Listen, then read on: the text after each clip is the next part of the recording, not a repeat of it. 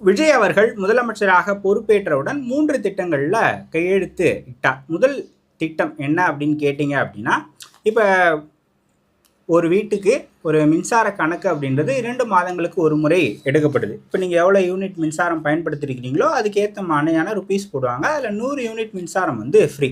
இப்போ இவங்க என்ன சொல்லியிருக்காங்க அப்படின்னா, இப்போ 2 மாதத்துக்கு ஒரு வாட்டி கணக்கு எடுக்கிறாங்க இல்லையா, அந்த 2 மாதத்துக்கு ஒரு வாட்டி கணக்கு எடுக்கும்போது 2 மாதத்துக்கு நீங்கள் 500 யூனிட் மின்சாரத்திற்கு கீழே பயன்படுத்துனீங்க அப்படின்னா உங்களுக்கு 200 யூனிட் மின்சாரம் இலவசமாக வழங்கப்படும் அப்படின்னு சொல்லியிருக்கிறாங்க.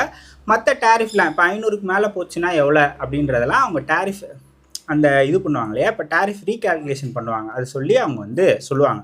ஸோ 2 மாதத்துக்கு நீங்கள் 500 யூனிட்டுக்கு கீழே பயன்படுத்துனீங்க அப்படின்னா 200 யூனிட் மின்சாரம் வந்து இலவசம். அதே போல் 2வது கையெழுத்து எதுக்காக போட்டிருக்காரு அப்படின்னு பார்த்தீங்கன்னா, பெண்கள் பாதுகாப்புக்காக சிங்கப்பெண்கள் அதிரடி படை அப்படின்ற ஒரு பாதுகாப்பு படையை உருவாக்க போகிறோம் அப்படின்னு அவர் வந்து சொல்லியிருக்கிறார். அதே போல் போதைப்பொருள் இல்லா தமிழகத்தை உருவாக்குவது எங்களுடைய இலக்கம், அதுக்காக ஒரு திட்டம் அப்படின்னு சொல்லியிருக்கிறாங்க. கிட்டத்தட்ட 65 மையங்கள் இதுக்காக உருவாக்கப்படும் அப்படின்றதையும் சொல்லியிருக்கிறாங்க. இந்த 3 திட்டங்களில் தான் விஜய் அவர்கள் முதலமைச்சராக பொறுப்பேற்ற பிறகு கையெழுத்திட்டு இருக்கிறார்.